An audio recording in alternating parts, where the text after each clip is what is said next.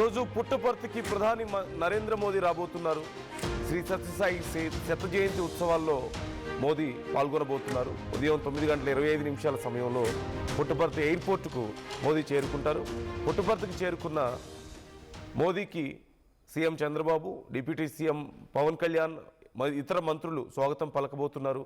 ఉదయం 10 గంటలకు ప్రశాంతి నిలయంలోని శ్రీ సత్యసాయి బాబా మహాసమాధి వద్ద ప్రధాని మోదీ ప్రత్యేక పూజలు చేయబోతున్నారు.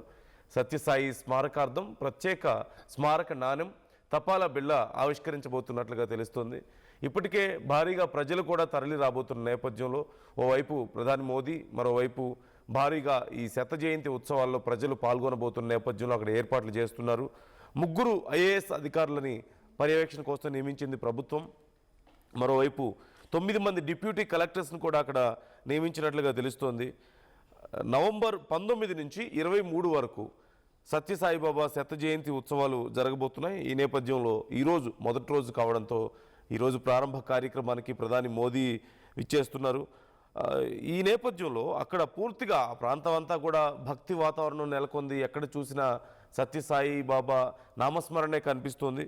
31.8 అడుగుల వెండి రథం మీద బంగారు సత్యసాయి విగ్రహం ఊరేగింపు ప్రత్యేక ఆకర్షణగా ఉండబోతున్నట్లుగా తెలుస్తోంది.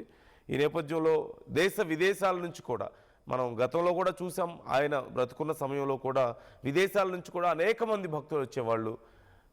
అందరూ ఇప్పుడు మరొకసారి ఈ శత జయంతి ఉత్సవాల్లో పాల్గొనేందుకు వస్తున్నట్లుగా తెలుస్తోంది.